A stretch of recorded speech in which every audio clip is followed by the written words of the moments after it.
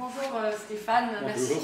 merci de nous retrouver aujourd'hui à l'ISCC. On va rentrer dans le vif du sujet. Donc, est-ce que vous pouvez nous rappeler un peu votre formation et parcours professionnel, le parcours qui vous a amené à vous intéresser à l'informatique de réseau, au sens le plus large possible du terme? Alors en fait, j'ai commencé par des études de physique. Au cours de mes études, j'ai eu à travailler dans un labo où il y avait un nouveau système informatique et on m'a mis dessus, on m'a dit tiens, tu vas t'en occuper. Et je trouvais que l'informatique c'était très amusant, plus que la physique même, donc j'ai laissé tomber un doctorat à peine commencé et je suis passé à l'informatique. Et à l'époque, la pénurie d'informaticiens était telle qu'on recrutait assez facilement des gens n'ayant pas grand-chose à montrer en termes de diplôme. Donc, bon, par ailleurs, j'ai appris l'informatique depuis, j'ai suivi des études au CNAM, même si je ne les ai pas terminées non plus. Enfin, au moins, je les ai suivies.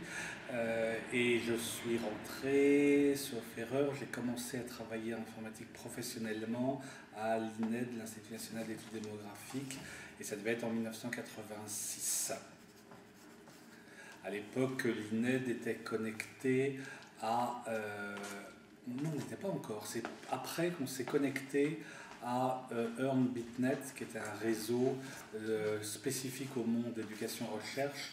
Earn, c'était en Europe et Bitnet, l'appellation aux États-Unis, si je ne me trompe. Ça utilisait des technologies d'origine IBM qui avaient été portées sur d'autres systèmes après, et ça fournissait les services de base nécessaires à la recherche, notamment la messagerie. Dans le même temps, il y avait des gens qui utilisaient UCP pour faire le même genre de service, courrier, Usenet, ce genre de choses, échange de fichiers. Il y avait toute une activité déjà qui à l'époque était complètement sous le radar, c'était absolument jamais mentionné dans la presse, absolument jamais mentionné dans les médias. Les ministres ne s'en préoccupaient pas, ça avait des avantages. Et il y avait beaucoup de systèmes de réseau différents dans tous les sens. Par exemple, les DECUS, qui était l'association d'utilisateurs d'ordinateurs digital à l'époque, avait un ordinateur avec une messagerie qui était connecté à un réseau d'ECNET de l'éducation nationale qui permettait d'échanger des courriers entre les gens qui utilisaient VaxVMS. Tout ça partait dans tous les sens et il y avait peu de standards. Donc il y avait aussi le réseau d'ECNET de l'éducation nationale et les services de messagerie. Donc tout ça a duré plusieurs années. J'ai dû commencer à travailler sur Internet à proprement parler quand je suis rentré au CNAM en 1991, pas comme élève mais comme ingénieur. Et à partir de là, on avait un vrai accès à Internet et on pouvait faire du vrai Internet. Mais les autres systèmes de communication ont duré pendant longtemps. Je me souviens qu'on développait à l'époque, on passait beaucoup de temps à développer des passerelles, des moyens d'échange.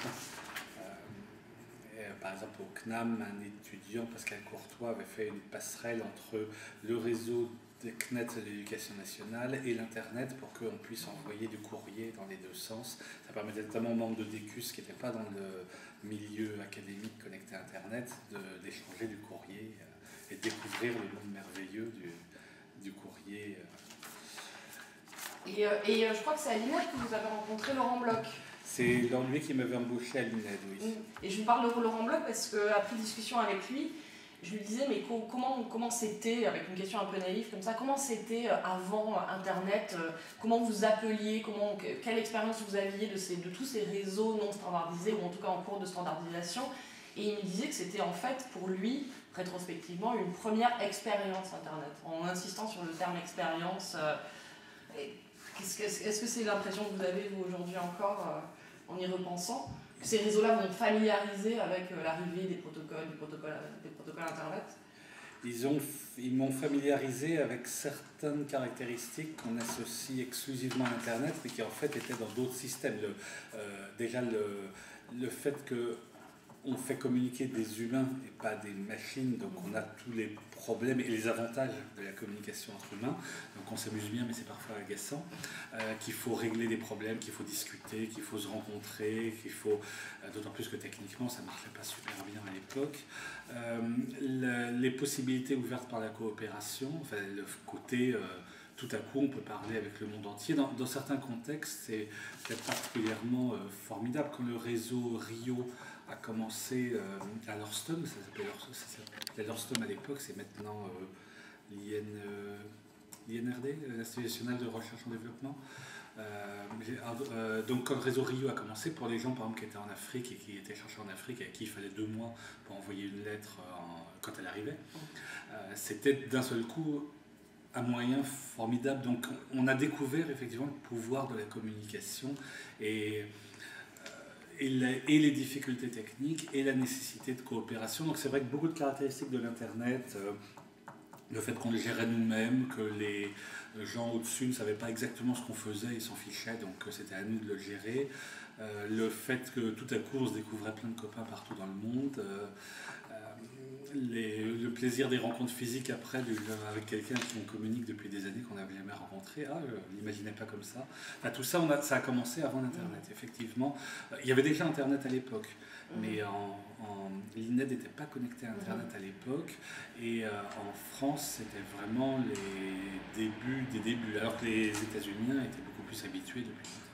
Et donc vous étiez impliqué à cette époque, enfin votre première expérience d'Internet était en tant qu'utilisateur ou vous aviez déjà un rôle Non, moi d'administrateur? j'étais informaticien, donc j'étais administrateur, donc c'était, de toute façon à l'époque la différence était plus faible. Tout le monde devait faire en sorte que ça marche et se débrouiller pour que ça marche, installer des logiciels bizarres, déboguer, discuter avec les gens, donc c'est... À l'époque, la distinction n'était pas claire. Mais en plus, bon, moi j'étais informaticien et j'étais responsable du réseau. Donc, Ah, c'est ça, c'était en effet ma question. Vous étiez, votre rôle professionnel à ce moment-là était lié à l'informatique de réseau. D'accord. Et donc vous arrivez au CNAM en 91 dans le même type de fonction. Vous pouvez nous en dire plus? Alors, au CNAM en 91, c'était donc toujours Laurent Bloch qui dirigeait le service informatique et c'était Frédéric Chauveau qui s'occupait de la plus grande partie des questions liées à l'Internet, à la connexion. Moi, je découvrais tout ça. Et donc, le CNAM avait été le premier établissement en France connecté à Internet. Dans les histoires officielles, il y a d'autres noms qui sont cités, mais dans la réalité, c'était bien le CNAM. C'était Umberto Luca et Bernard Martin qui avaient fait ça, mais ils étaient déjà partis quand moi je suis arrivé. Et donc, il y avait déjà une connexion, une vraie connexion Internet à 64 kilobits par seconde. Ça semblait extraordinaire, formidable. Enfin, tout à coup, on avait le monde à notre disposition. On pouvait envoyer des fichiers au Japon comme ça en quelques secondes. Bon, c'était pas de la vidéo haute définition, mais c'était quand même... ça paraissait formidable. Et donc, à l'époque, comme c'était pas vraiment enseigné, il n'y avait pas vraiment de livres, tout le monde devait apprendre un peu sur le tas. Le premier livre que j'ai lu, je crois, là-dessus, était le livre de Douglas Comer sur TCP/IP, qui était à l'époque, je crois que c'est encore tout à fait d'actualité aujourd'hui, même si Internet a bien changé. Et je crois que c'est le premier livre que j'ai lu, mais globalement, on avait un manque de documentation à l'époque, de cours de formation. Évidemment, personne n'avait appris l'Internet à l'école. Donc, il fallait tout découvrir. Et là encore, c'était l'aspect communication avec les gens qui était intéressant. C'était l'époque des journées messageries, qui étaient des rassemblements des ingénieurs systèmes et réseaux, surtout du monde académique, qui se rassemblaient pour discuter. Alors, le terme même de journée messagerie donne une idée de l'objectif qu'on avait, c'était déjà faire fonctionner la messagerie, on était déjà bien content. Et c'est devenu après les journées réseau. Mais les journées messagerie étaient le premier endroit où j'ai rencontré physiquement beaucoup de gens qui travaillaient sur le réseau et qui devaient résoudre des problèmes, devaient expliquer aux débutants, Et pour l'anecdote, c'est là où j'ai eu mon premier cours sur le DNS et où je n'avais rien compris. Est-ce qu'on peut rester un petit peu sur ces quelques années pré-web? Comment ces journées, ce type d'événements comme les journées messagerie, comment ça s'organisait? Je comprends bien qu'il y avait quelque chose d'un peu informel et de très auto-régulé dans la façon dont vous travaillez. mais est-ce qu'il y avait des associations ou des clubs d'utilisateurs qui guidaient ou qui servaient un peu à rassembler tout ça? Je pense aux cultures unixiennes, aux communautés unixiennes en particulier. Vous avez fait l'expérience de ça? Mais en fait, cette culture de la coopération et de se regrouper pour travailler, on l'associe souvent à Unix et à Internet, mais en fait, elle était très répandue dans l'informatique à l'époque. Les gens du monde de la micro-informatique, genre Atari ou Amiga, avaient des communautés comme ça. Je pense à Amiga parce qu'il y avait 2 étudiants au CNAM qui avaient demandé l'autorisation de mettre un miroir des logiciels Amiga sur le serveur FTP anonyme du CNAM et qui étaient très investis dans la communauté Amiga de l'époque, qui échangeait beaucoup de logiciels, de conseils, de trucs comme ça. Et le Amiga lui-même n'étant pas connectable à Internet, il fallait transférer un jeu depuis le serveur FTP, c'était toute une galère. Mais il y avait une communauté qui fonctionnait. Dans le monde autour du constructeur digital qui a disparu depuis, qui a été racheté par Compaq, puis par Hewlett-Packard, il y avait donc DECUS, l'association des utilisateurs DEX, ça voulait dire Digital Equipment Corporation, qui était le nom officiel de Digital. Donc, et ce monde DECUS fonctionnait beaucoup comme ça, notamment l'échange de logiciels qu'on associe souvent à Unix et à Internet se faisait dans DECUS. C'est-à-dire les gens de DECUS développaient des logiciels. Alors, c'était pas vraiment du logiciel libre, parce qu'en général, c'était un monde strictement technique qui n'avait pas de préoccupation ni politique ni juridique. Donc, je me souviens qu'à l'époque, se poser la question de la licence des logiciels qui circulaient via DECUS aurait semblé exotique. Mais donc, il y avait ce côté-là, on échangeait du logiciel, on échangeait des conseils, il y avait des forums et des messageries. Le monde du UCP était moins structuré, mais eux aussi échangeaient beaucoup entre eux. C'était un peu comme le monde des radioamateurs. En fait, la majorité des conversations était consacrée à faire fonctionner le système. Mais de temps en temps, ça partait aussi sur d'autres sujets. Donc, dans le monde plus Internet, il y avait l'association FNet, qui était en fait une association à un but je dirais, pratique, qui était de connecter les gens à Internet, et donc qui organisait, qui avait, je ne me souviens plus, alors à l'époque en plus moi je ne participais pas à l'organisation, je ne sais plus qui organisait les premières journées messagerie et le rôle exact de FNet là-dedans. Enfin il y avait, bon c'était un petit monde de toute façon et où tout le monde se connaissait. Et il y avait cette tradition, en tout cas d'échange et de discussion qui existait, mais longtemps avant le web, longtemps avant Facebook. D'accord. Mais justement, pour parler d'FNet, est-ce que vous avez mis les mains ou le nez à l'époque dans les problèmes de logistique qui se posaient avec FNet? Je pense aux coûts, aux difficultés de facturation, des connexions. Un petit peu pour des aspects. Alors, il y avait des aspects dont je me souviens, c'était que bon, là c'est des choses désagréables, donc désolé, je vais essayer d'en parler clairement, mais FNet à une époque exigeait que le courrier électronique entrant passe par les serveurs de FNet à des fins de facturation, puisqu'il y avait une facturation à l'usage qui posait beaucoup de problèmes et suscitait beaucoup de discussions.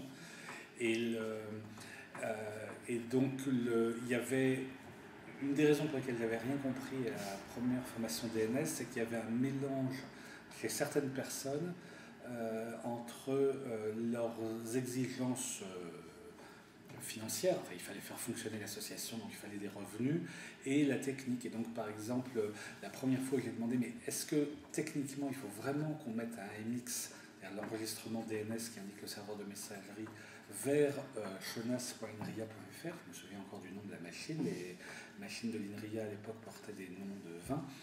Donc est-ce que c'est vraiment obligatoire, et d'avoir eu des réponses en échange pseudo-techniques qui, au lieu de dire non, c'est pas obligatoire, mais on le fait pour des raisons de facturation, parce qu'il faut bien que l'association soit autonome financièrement, au lieu de ça, un mélange de technique et de politique. Ce qui contribuait pas à éclaircir les choses pour quelqu'un qui était débutant et qui était complètement perdu dans tout ça. De même, FNet distribuait les news, donc Usenet, et interdisait la redistribution. Là encore avec l'argument que il fallait financer l'association, les gens payaient et recevaient les news. S'ils les passaient ensuite à d'autres, ça mettait en cause le modèle de financement de l'association. Mais évidemment, c'était hérétique par rapport au fonctionnement normal de Usenet, qui est là, tout le monde envoie à tout le monde. Et je me souviens que la première fois qu'on a reçu un feed, une alimentation Usenet à partir de l'université Jussieu, qui était beaucoup plus rapide sur les FNet. C'était le contraire, c'était le CNAM qui nourrissait FNet avec les news de Jussieu. Il a fallu couper ça parce que ça, dans ce cas-là, il n'y avait plus aucune légitimité pour FNet pour interdire la redistribution. Donc on avait ce genre de problème. Bon, c'est des sujets désagréables. Il faut rappeler que c'était les débuts, c'était pas facile, c'était pas évident de savoir comment faire fonctionner tout ça, comment le faire payer. Tout ça était nouveau. Et FNet a joué un rôle très important dans la diffusion de l'Internet en France. Mais c'est vrai que moi, personnellement, dans ma compréhension de l'Internet, j'ai été pas mal retardé par ça, notamment pour cette tendance à raconter à mélanger la technique et la politique. Et pour Usenet, par exemple, on m'avait dit, quelqu'un de FNet m'avait dit que non, on ne pouvait pas avoir plusieurs feeds comme ce qu'on avait de FNet et de Jussieu. Alors que je lisais justement Usenet et je voyais bien qu'aux États-Unis, tout le monde faisait ça. Il n'y a pas de raison que ça ne marche pas. Et vous croyez que... Et donc j'en ai déduit qu'il ne fallait pas écouter les gens qui vous disaient si c'est obligatoire pour des raisons techniques, ça doit être comme ça. Enfin, je me méfie depuis. Est-ce que c'était la source de votre scepticisme, de votre remise en question des règles techniques, justement? C'est que oui, on n'avait pas d'autorité vraiment auquel se référer, donc il n'y avait pas de cours à la fac, il n'y avait pas de bouquin. Dans le livre de Pujol sur les réseaux informatiques et la référence en France à l'université sur les réseaux informatiques, dans la première édition, TCP/IP était une note de bas de page, disant d'ailleurs que c'était un mauvais protocole qui n'avait aucun avenir. Donc on n'avait rien à se mettre sous la dent, à part l'échange direct avec des collègues. Et finalement, quelque part, tout le monde était un peu débutant. Bon, c'est pas vrai, moi j'étais pas dans les premiers arrivés, loin de là, il y avait des gens qui connaissaient mieux que moi, mais ils n'étaient pas très nombreux. Et donc, comme le réseau se répandait à la vitesse grand V, plein de débutants arrivaient et donc n'avaient pas grand-chose vers lequel se tourner. Et des fois, les gens qui connaissaient soit expliquaient mal, soit inventaient, comme le coup, on ne peut pas avoir deux feeds Usenet en même temps. Et donc, il fallait apprendre beaucoup par l'échange direct. C'est vrai, mais là encore, c'est pas uniquement Unix et Internet qui ont fait ça. Le monde Amiga, le monde UCP, le monde TQS fonctionnait déjà comme ça, sur l'idée de coopération. C'est une grosse différence. Pour revenir à DQS, par exemple, qui est une association, je ne sais pas si elle existe toujours aujourd'hui, peut-être. Le constructeur digital a disparu, mais il y a toujours des machines de leur gamme en production, notamment les banques et assurances. Et du point de vue business, c'était une société privée comme les autres, qui faisait son matériel et son logiciel. C'est un environnement complètement fermé, complètement contrôlé, comme peut l'être Windows aujourd'hui. L'énorme différence avec ce que faisait IBM à l'époque ou ce qu'a fait Microsoft après, c'est que les utilisateurs se regroupaient entre eux, discutaient entre eux et s'aidaient entre eux. Alors que dans le monde IBM, les gens n'avaient comme unique source d'information que leur commercial IBM. Ils étaient isolés, chacun dans leur coin. Il y avait très peu d'échanges horizontaux. Alors que dans d'autres mondes, donc Amiga, UCP, Digital, etc., il y avait beaucoup d'associations, souvent informelles, parfois un peu plus formelles, d'utilisateurs. Et bon, ce que je disais tout à l'heure, utilisateur à l'époque, c'était pas distinct de administrateur ou ingénieur système. Tout le monde faisait un peu de tout. Et il y avait beaucoup d'échanges qui étaient faits. Donc on s'est formé comme ça. J'aimerais vous poser deux questions. D'une part, vous avez dit, à partir de 91, donc au CNAM, hein, vous découvrez l'Internet. Est-ce qu'à l'époque, l'Internet est déjà associé au web ou quels sont les usages? Est-ce que c'est essentiellement, comme vous l'avez évoqué, de la messagerie? Et ma deuxième question portait sur votre allusion au nom qui était basé sur les noms de vins. Donc à l'époque, on identifie les machines avant les individus qui s'en servent. Je crois, comment ça se passe, ce nommage en particulier? Et est-ce que plusieurs utilisateurs se servent de la même machine, du même compte? Est-ce que vous pouvez nous décrire ces deux choses? Alors, pour les usages de l'Internet, quand j'étais au CNAM, les gros usages importants, c'était la messagerie. Le CNAM, c'est une école d'ingénieurs, il y avait des chercheurs, donc, mais bon, on ne discutait pas que de choses professionnelles. On discutait aussi de livres de science-fiction et les gens échangeaient déjà sur Terry Pratchett, qui est mort récemment. C'était un des gros sujets des discussions. Il y avait donc la messagerie, il y avait le feed Usenet qui pouvait être transmis par d'autres méthodes que l'Internet, mais Usenet grossissait, et les méthodes classiques à base de UCP tenaient de moins en moins. Là, on commençait à avoir des tuyaux de plus en plus gros, donc ça faisait en quantité, ça faisait l'essentiel du trafic, Usenet. D'autant plus qu'il n'y avait pas à l'époque ni YouTube, ni Dropbox, ni BitTorrent. Donc les échanges de fichiers d'images, par exemple, ou de logiciels, des fois se faisaient par Usenet. Il y avait des groupes de news pour la distribution de contenu binaire, soit images, soit logiciels. Et pas toujours des images professionnelles. Donc il y avait ça. La troisième grosse utilisation, c'était l'échange de fichiers, notamment avec une institution qui a un peu disparu, mais qui était très importante à l'époque, qui était le FTP anonyme. FTP, c'était le protocole de transfert de fichiers le plus répandu. Bon, aujourd'hui, quasiment complètement remplacé par HTTP. FTP permettait notamment de télécharger des fichiers en s'authentifiant, mais aussi, donc on pouvait s'en servir pour transporter ses propres fichiers d'une machine à l'autre, mais aussi permettait un accès, ce qu'on appelait FTP anonyme, c'est-à-dire où on se connectait à un serveur qui autorisait l'accès à une partie de ces fichiers à des gens qui ne donnaient pas qui n'avaient pas de compte, donc qui n'avaient pas de mot de passe, qui mettaient par convention Anonymous comme nom d'utilisateur et leur adresse de courrier comme mot de passe. C'était une convention, ce n'était pas vérifié. De nos jours, avec les préoccupations qu'on a sur la vie privée, ça donne une idée de l'époque. À l'époque, c'était considéré comme normal de ne pas être anonyme et d'indiquer son adresse de courrier. Ça permettait notamment de contacter les gens en cas de problème. Les exigences opérationnelles passaient avant celles de vie privée. Et donc sur les serveurs FTP anonymes, on trouvait tout. On trouvait des logiciels pour Amiga, pour Atari, pour MS-DOS, pour Unix, plein de logiciels pour Unix. Parce que c'était par rapport à l'ancienne distribution qui utilisait des disquettes qu'on s'échangeait dans des réunions ou des bandes magnétiques, ça a semblé tout à coup un progrès formidable. Quand il y avait la première machine Unix installée à Jussieu, dans les années, ça devait être 70, les gens avaient dû aller en Californie et revenir en avion avec les bandes magnétiques, en serrant précieusement les bandes magnétiques qui contenaient la copie d'Unix qu'ils allaient installer. Dans les années 90, au contraire, on faisait tout ça en FTP anonyme.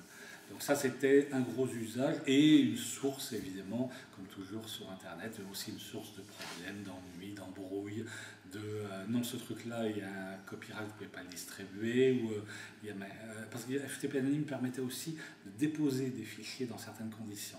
Il y avait évidemment pas mal d'abus, c'était assez rigolo.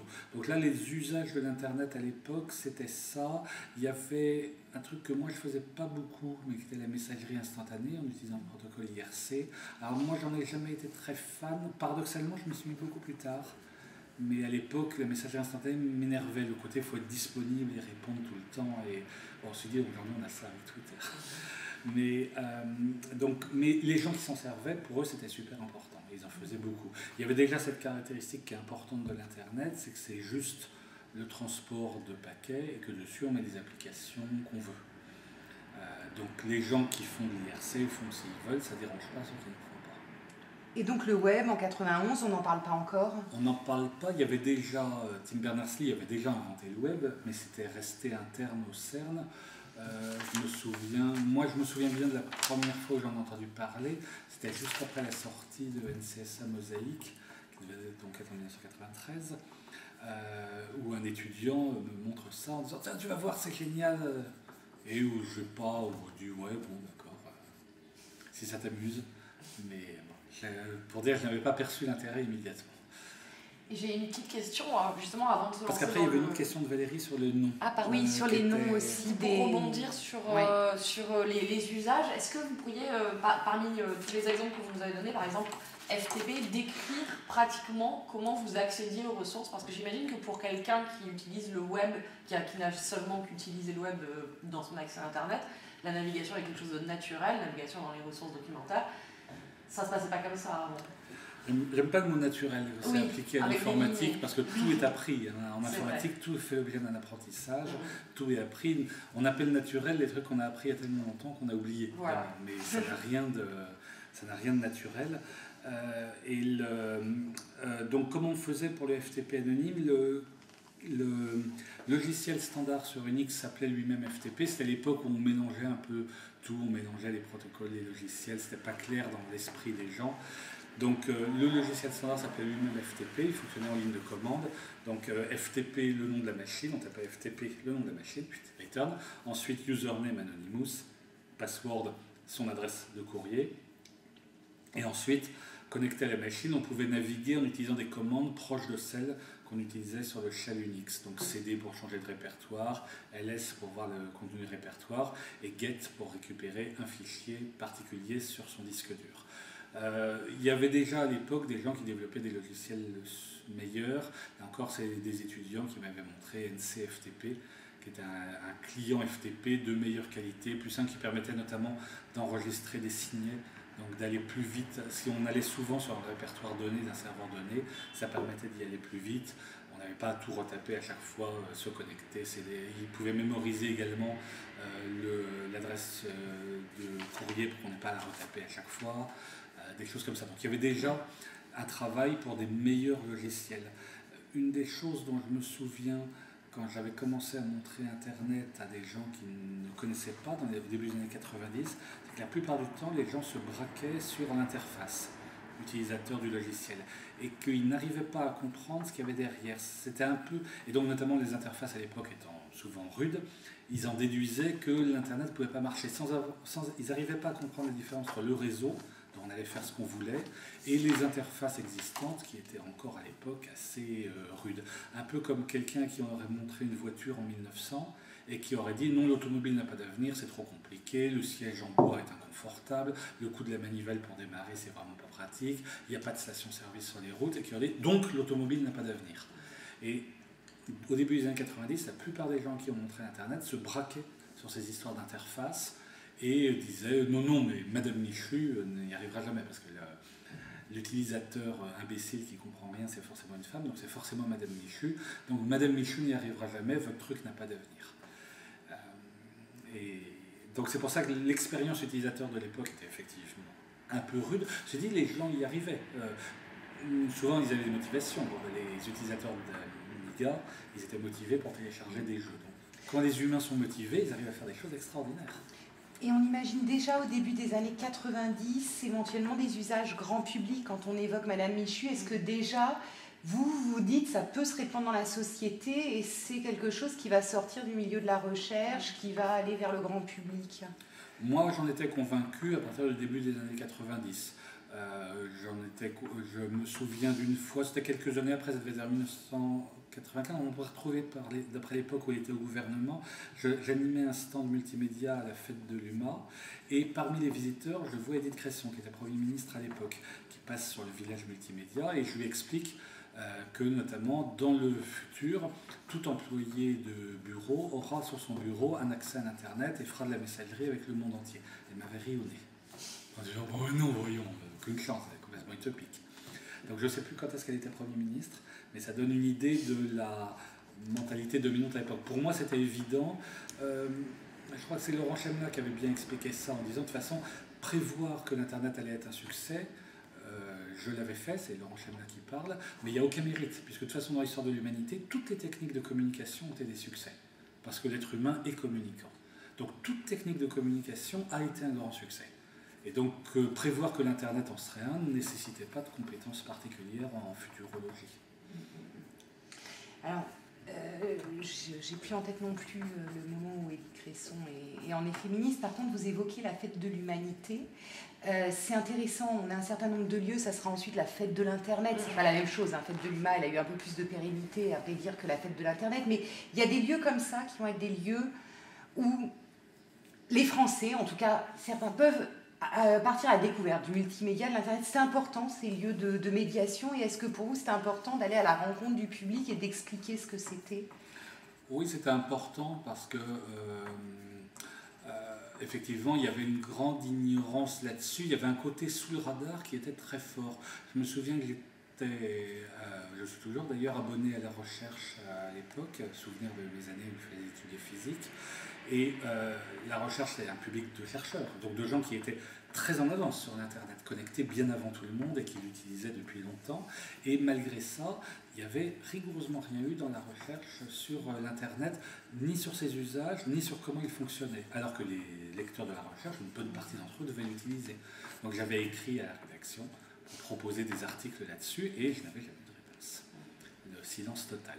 Et ça reflétait la mentalité des gens, des médias, des institutions, qui effectivement ne voyaient pas, c'était littéralement sous leur radar, ils ne voyaient pas l'importance. Donc la seule solution était de toucher effectivement directement le public. Donc c'était effectivement l'idée qu'avaient eu donc Jérôme Rollinger et Franck Mouly de faire un village multimédia à la fête de l'UMA. Ça devait être en 91-92 d'après les dates des livraisons. Voilà. Et c'est tôt, oui.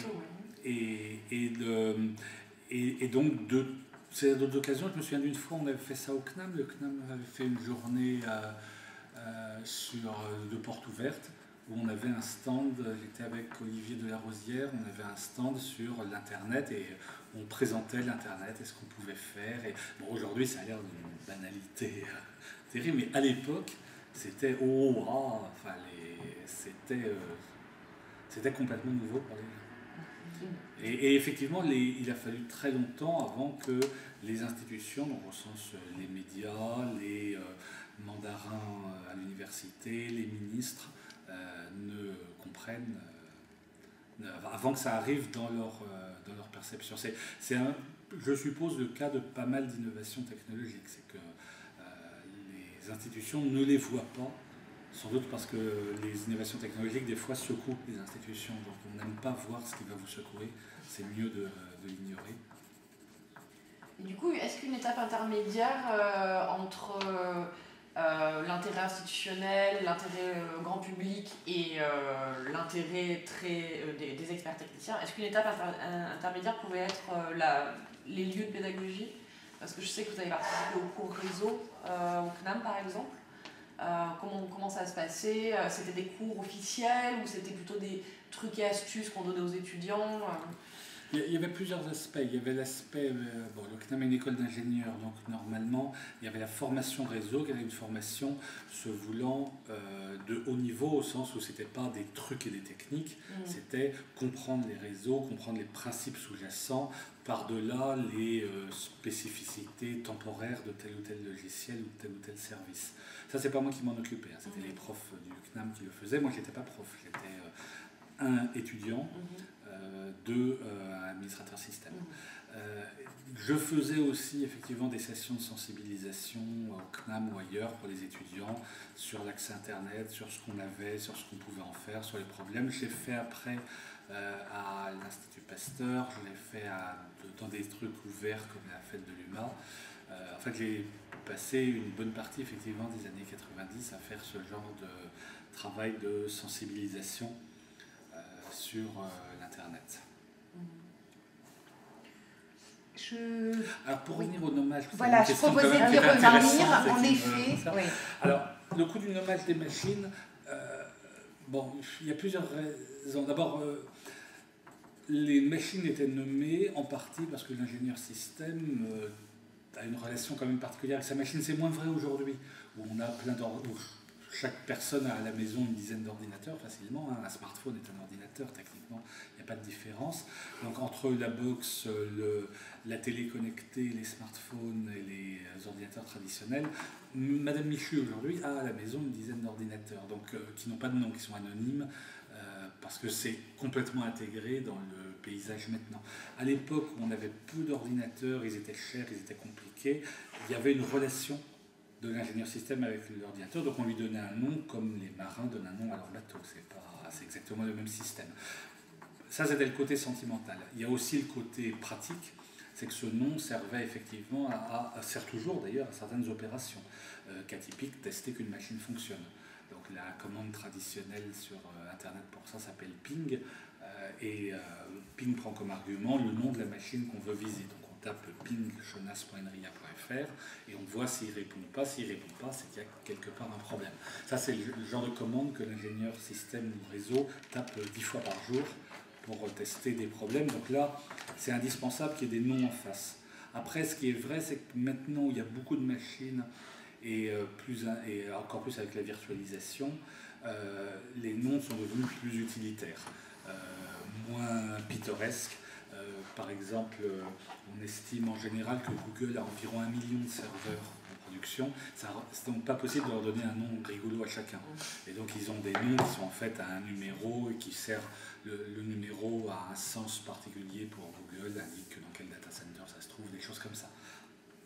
Donc c'est moins sentimental et c'est plus utilitaire. Mais les noms restent indispensables et ils sont utilisés pour nommer les machines, mais pour des tas de choses. Le cas typique, c'est l'adresse électronique. L'adresse électronique identifie une personne. Il y a une partie gauche, à gauche du @ qui identifie la personne, la partie à droite qui identifie un nom de domaine.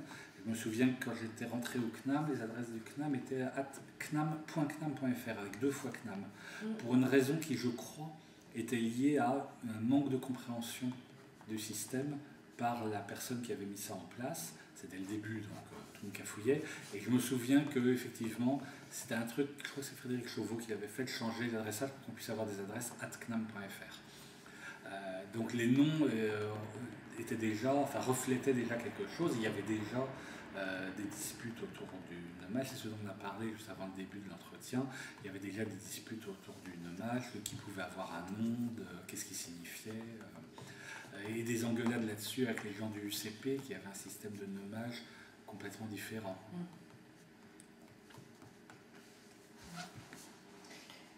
Et alors, l'anonymat dans tout ça. Alors, 2 questions. Est-ce qu'on partage les machines? Est-ce qu'on partage les noms?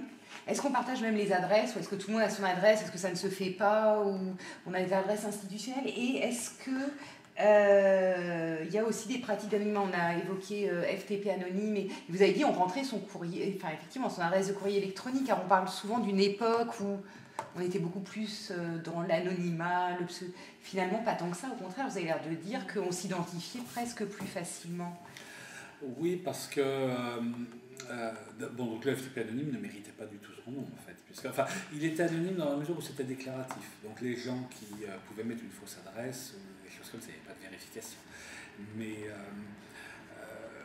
c'est vrai qu'il y avait une absence de compréhension de ces enjeux.